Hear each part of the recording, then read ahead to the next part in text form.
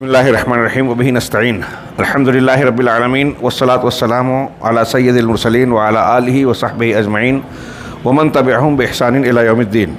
اعوذ باللہ من الشیطان الرجیم. بسم اللہ الرحمن الرحیم. قل هل يستوی الذین یعلمون والذین لا یعلمون.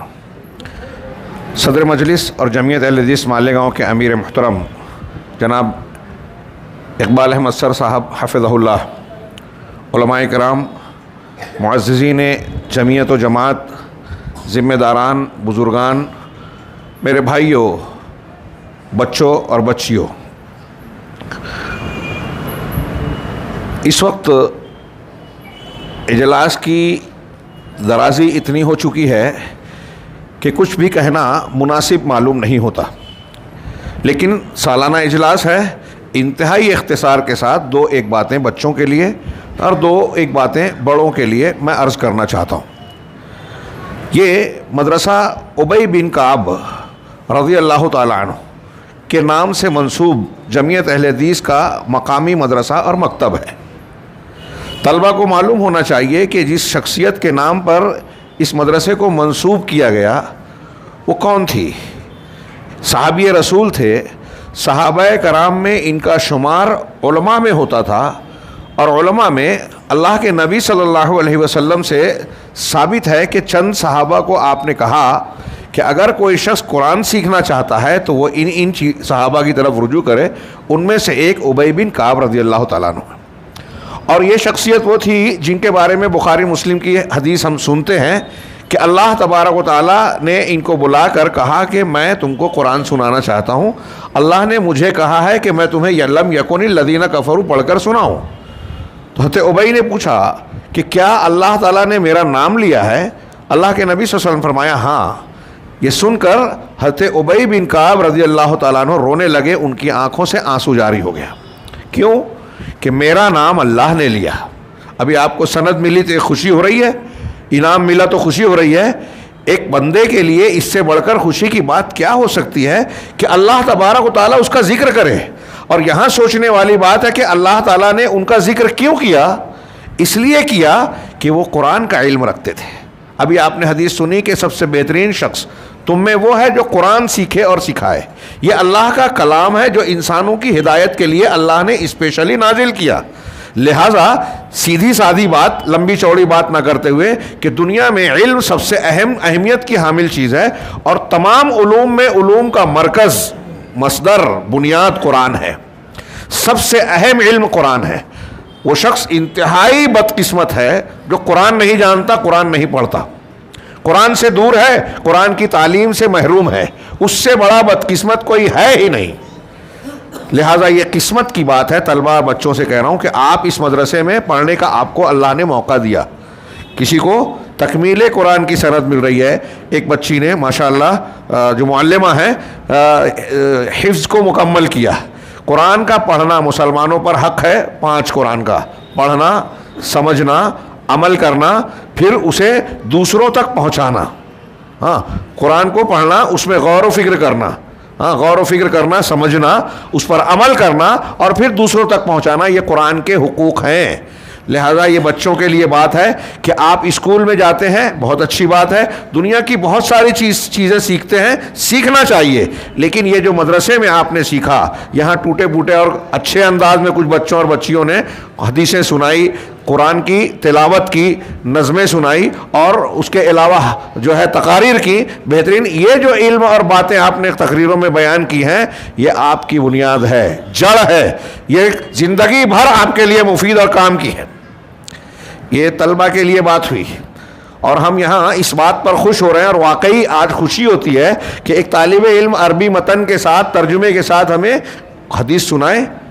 سوچئے جب ہمارے اسلاف میں کیا ماحول تھا، اقرأ بسم ربک الذی خلق، اور صحابہ اور تابعین سلف میں تعلیم کا جو ماحول بنایا گیا کیسا تھا. یہ جن بچوں کو ہم تکمیل قرآن کی سند دے رہے ہیں، اس عمر میں ہمارے اسلاف حافظ قرآن بنتے تھے، حافظ حدیث بنتے تھے. امام شافعی 7 سال کی عمر میں قرآن کے حافظ ہو گئے. آج کل کی طرح صرف رٹنے والے نہیں، بہت کچھ سمجھ کر یاد کرنے والے. پھر اس کے علاوہ امام بخاری کے بارے میں 10 سال اور 12 سال کی عمر میں 1 لاکھ حدیث کے حافظ ہو گئے. صرف قرآن نہیں، حدیثوں میں 1 لاکھ سے زیادہ. اپنے اساتذہ 12 سال 10 سال کی عمر میں واقعہ ہے، اپنے استاذ کی غلطی کو انہوں نے ٹوکا، بولا، اور جب انہوں نے واپس جا کر اس کو چیک کیا انہیں لگا کہ میں یہ غلط کہہ رہا ہے، جب چیک کیا تو امام بخاری کی بات صحیح نکلی۔ ایسے 50 واقعات ہیں۔ امام یحییٰ جو سفر نہیں کر سکتے، چھوٹے سے بچے تھے، اندلس میں رہتے تھے، ہاں اندلس جس کو آج اسپین کہتے ہیں، اپنی والدہ سے کہتے ہیں کہ میں امام مالک سے جا کے حدیث پڑھنا چاہتا ہوں۔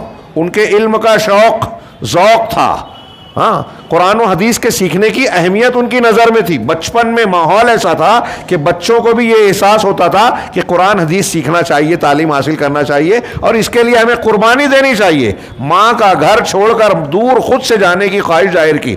ہاں اس زمانے میں آج کی طرح اسباب ٹرانسپورٹ کے اور جانے آنے کے نہیں تھے۔ والدہ کہا کہ ٹھیک ہے انتظار کرتے ہیں۔ پانی کا جہاز جب ادھر عرب کی دنیا کی طرف آنے لگا تو جا کے مسافرین سے کہا کہ یہ میرا بچہ ہے، امام مالک کے پاس پڑھنے جانا چاہتا ہے، مدینہ جانا چاہتا ہے، آپ لوگ ذرا اپنی نگرانی میں اسے وہاں تک پہنچا دیں۔ لوگوں نے پہنچا دیا۔ انہی کا واقعہ ہے جو یہاں نصاب کی کتاب میں نقل کیا جاتا ہے، اور صحیح واقعہ ہے کہ درس چل رہا تھا، ہاتھی آ گیا، لوگ شور مچا کے ہاتھی دیکھنے چلے گئے، امام مالک کے طلبہ نے بھی اجازت لی اور چلے گئے۔ یحییٰ بیٹھے رہے، یحییٰ بن یحییٰ، ہاں موطا امام مالک کے ایک معتبر راویوں میں سے ایک ہیں۔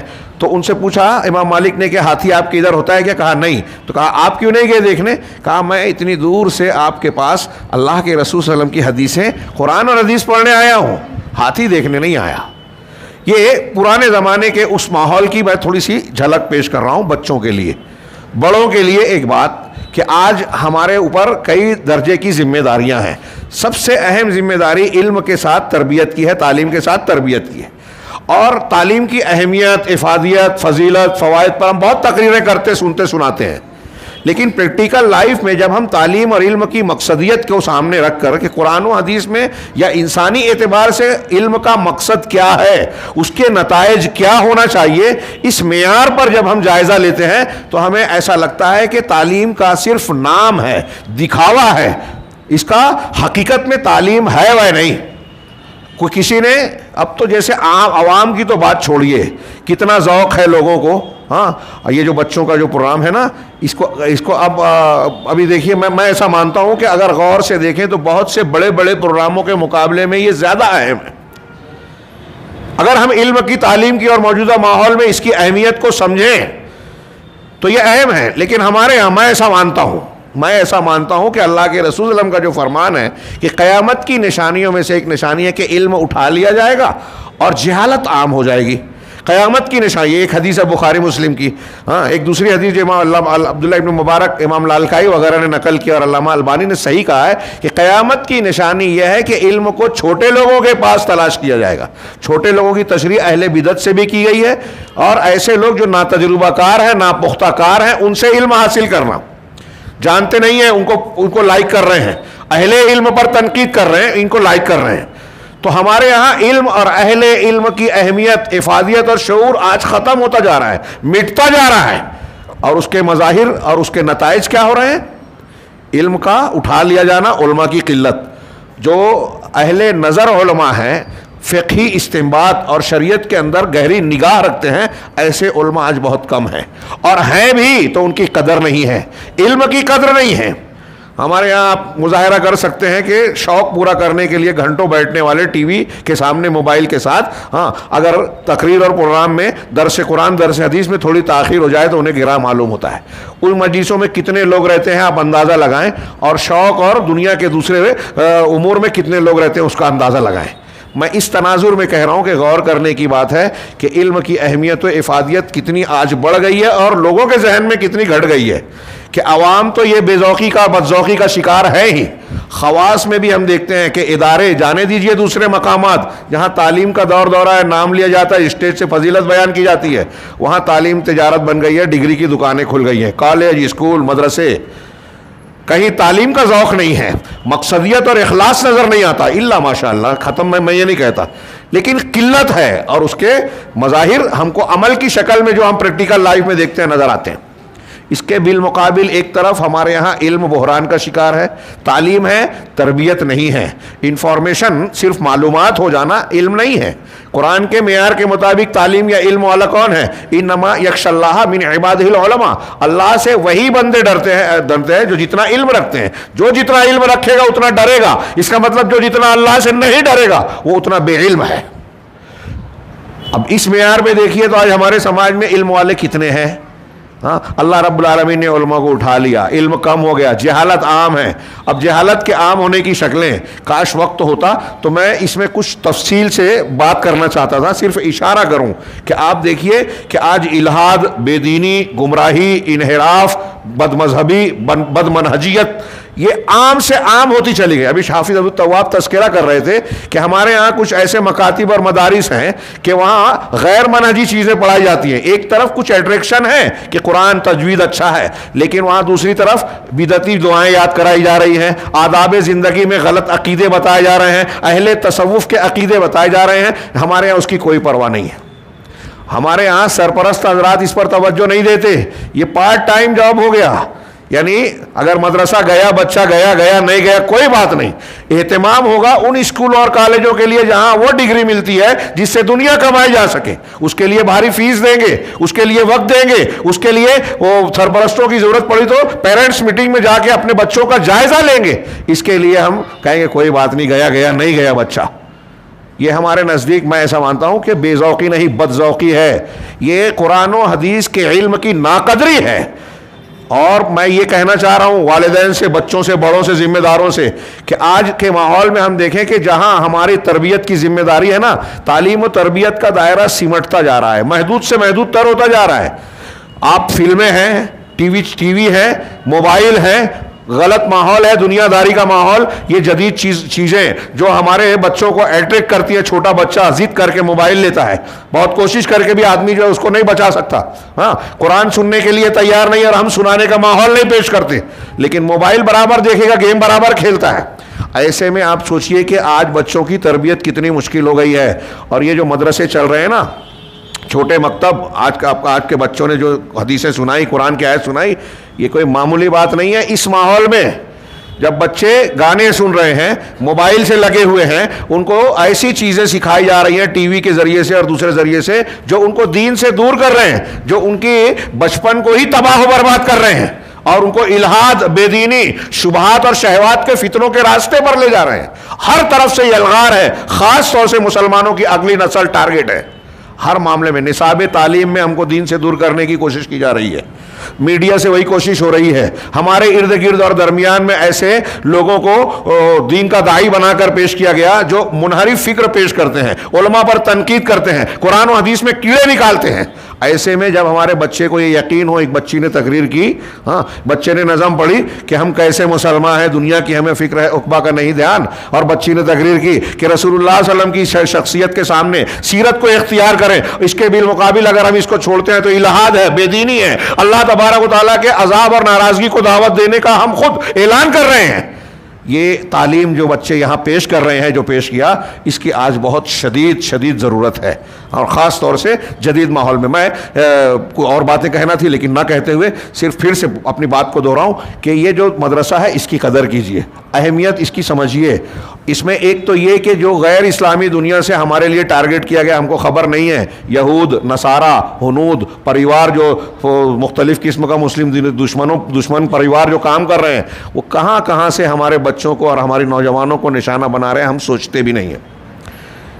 ہاں، ہمارا اندازہ بھی نہیں ہے۔ مارکیٹ میں جائیں تو ایسے لباس اور ایسی چیزیں بیچ رہے ہیں جو ہمارے بچوں کے دماغ میں غلط فکر کو ڈالے، اور اس تناظر میں جب ہم دین کی بات کرتے ہیں، توحید کی بات کرتے ہیں، عقیدے کی بات کرتے ہیں، تو لوگوں کو لگتا ہے کہ بلا وجہ کہ یہ مولویت جھاڑ رہے ہیں۔ کیا آج کا دور کہاں جا رہا ہے اور یہ کون سی بات کر رہے ہیں؟ تو آج کا دور جہاں جا رہا ہے، اس دور میں کیا شرک و بدعت، خرافات اور اللہ اور اس کے دین کی انحرافات کو قبول کر لیا جائے، گلے لگا لیا جائے، قرآن حدیث کی تعلیمات کو پس پوچھ ڈال دیا جائے، قرآن کو غیر اہم قرار دے دیا جائے؟ قیامت تک کے لیے ہماری فلاح اور نجات کا راستہ یہی قرآن و حدیث ہے، توحید کا راستہ ہے، اور یہ سبق ہم کو اسی عمر میں پڑھانا ہے۔ ہمارے بچے اس عمر میں، یعنی جو آج ہم دیکھ رہے ہیں نا کہ ماں باپ کے نافرمان بچے بن رہے ہیں، لڑکیاں مرتد ہو رہی ہیں، ہاں یہ کیوں ہو رہی ہیں؟ اس مدرسے کی قیمت ہم نے نہیں جانی، اس عمر میں ہم نے بچوں کی تربیت نہیں کی، اور آپ کا اگر تربیت گھر میں نہیں کر پا رہے ہیں تو آپ کی ایک کمی یہ مدرسہ پورا کر رہا ہے۔ اس لیے میں ایسا کہنا چاہتا ہوں، بڑوں کو یہ پیغام دینا چاہتا ہوں کہ اپنے بچوں کے لیے مدرسہ ڈھونڈیے، کون سا؟ جہاں صحیح تعلیم دو، جو ان کی جڑ بنیاد اور ابتدائی مرحلے میں یہ جو بچپن کا یہ جو حصہ ہے نا، اس عمر میں آپ جو ان کی فیڈنگ کرتے ہیں نا، زندگی بھر اس کے اثرات رہتے ہیں، زندگی بھر۔ ہاں یہ جو دعائیں یاد کر رہے ہیں، یہ جو کلمہ حدیثیں یاد کر رہے ہیں، یہ زندگی بھر نقش رہے گی ان کے اوپر۔ اور اگر آپ نے یہ نقش کرنے کا انتظام نہیں کیا تو ٹی وی چینل، موبائل آپ کے بچوں کے ذہن و دماغ پر کچھ چیزیں نقش کریں گی، ان کا اثر زندگی بھر رہے گا۔ پھر وہ توحید کو غیر اہم سمجھیں گے، دین کی پختگی نہیں رہے گی۔ کوئی بھی منکر حدیث آئے گا شکار کرے گا، یا آسانی سے شکار ہوں گے۔ کوئی بھی دنیا دار آئے گا، دنیا کی چمک دمک دیکھے گا، زنا بدکاری چمک دمک کے پیچھے جائیں گے۔ ماں باپ کو پھر بوجھ سمجھیں گے، بدتمیزی کریں گے، گھر سے نکالیں گے۔ اس وقت آپ یہ الزام نہیں دے سکتے کہ میرا بچہ نالائق ہے۔ بچے کی نالائکی سے پہلے ہماری تربیت کی نالائکی ہے، لہٰذا تربیت پر زور دیا جائے اور ان مدارس کی قدر کی جائے۔ اللہ کے نبی صلی اللہ علیہ وسلم نے اس پر بہت قرآن و حدیث میں زور دیا۔ آپ کی جو دعائیں نا اہدنا الصراط المستقیم ہر نماز کی، ہاں اللہ کے رسول دعا کرتے اللہم انی اسألک الہدی والتقی والعفاف والغنی، اللہم انی اسألک علما نافعا۔ ان سب دعاؤں میں اللہ کے رسول نے پہلی چیز جو مانگی ہے وہ علم نافع ہے۔ صراط مستقیم کی ہدایت دے۔ علماء نے تفسیر میں لکھا کہ صراط مستقیم کی ہدایت کا مطلب کیا ہے؟ کہ ہم کو صحیح دین کا علم ملے۔ اب آپ صوفیت سکھانے والے مدرسے میں بچے کو بھیجیں گے تو وہاں صراط مستقیم وہ نہیں سکھا رہے ہیں، کچھ اور سکھا رہے ہیں۔ لہذا آپ کو یہ بھی انتخاب کرنا ہے کہ ہمارے بچے کا استاد صحیح ہو، مدرسہ صحیح ہو، صحیح منہج سکھائے، اور سکھانا ضروری بھی ہے۔ اگر نہیں ہے مدرسہ تو پیسہ خرچ کر کے گھر میں ٹیوشن دیجئے، مولوی کو رکھیے، عالم کو رکھیے، جتنا ہو سکتا ہے۔ اس سلسلے میں ہمارے یہاں میں اکثر کہتا ہوں، مالیگاؤں میں بہت کم ذوقی اور بے ذوقی پاتا ہوں، دیکھتا ہوں۔ آپ بڑے شہروں میں جائیے، دوسرے شہروں میں ہمیں جو لوگ نظر آتے ہیں نا بعض مسلمان، ان کے یہاں اتنی بیداری نظر آتی ہے کہ اگر دینی تعلیم کا انتظام نہیں ہے تو باقاعدہ اس کے لیے ایک بجٹ متعین کرتے ہیں کہ ایک عالم کو اچھی خاصی تنخواہ دے کے ہم گھر میں بلائیں گے اور اپنے بچوں کو دین کی بنیادی تعلیم دلوائیں گے، اس لیے کہ اسکول کالجوں میں آج الہاد، بے دینی اور دین سے دوری کا مزاج دیا جاتا ہے۔ اگر ہم نے یہاں اس کا خیال نہیں کیا تو ہمارا بچہ گمراہ ہو سکتا ہے، دنیا کمال آخرت تباہ ہو جائے گی اور پھر کوئی فائدہ نہیں ہے۔ لہٰذا اس کو سامنے رکھیں کہ اللہ تعالیٰ ہم ہر نماز میں دعا کرتے ہیں کہ سیدھے راستے کی ہدایت دے۔ سیدھے راستے کی ہدایت کا مطلب یہ کہ دوسرے مذاہب سے چھوڑ کر اسلام کی، اور اسلام میں بہت سارے جو منہج اور مسلک ہیں، ان مسلکوں میں صحیح مسلک کی تعلیم دے۔ اہدنا الصراط المستقیم کی دونوں دعا میں دونوں باتیں آ گئی، اور ان دونوں کو قبول کرنے کے لیے جب ہم قدم بڑھائیں گے تو پہلا سبق ہے کہ صحیح علم حاصل کریں۔ اللہ تبارک و تعالیٰ ہمیں علم کی، صحیح علم دین کی قدر و قیمت کو پہچاننے اور اسے اپنی طاقت کے مطابق حاصل کرنے کی توفیق عطا فرمائے اور اس پر عمل کرنے کی توفیق دے۔ میں اپنی جگہ لینے سے پہلے اللہ رب العالمین سے دعا کروں گا کہ پروردگار اس مدرسہ ابی بن کعب کو جو ہے واقعی ایسا مدرسہ بنائے جو ہمارے بچوں کی دینی خوراک پورا کرنے کا سامان پیش کرے، اور جو طلبہ بچے یہاں پڑھے ہیں جنہوں نے سند حاصل کی یا کسی حد تک تعلیم حاصل کر چکے ہیں، اللہ تبارک و تعالیٰ معلمین، معلمات اور ذمہ داران کے اندر بھی خلوص دے اور اس کا اثر ان بچوں میں عطا فرمائے، جس کے ذریعے سے وہ سماج کے مفید کارندے بن سکیں اور قرآن و حدیث کا جیتا جاگتا نمونہ بن سکے۔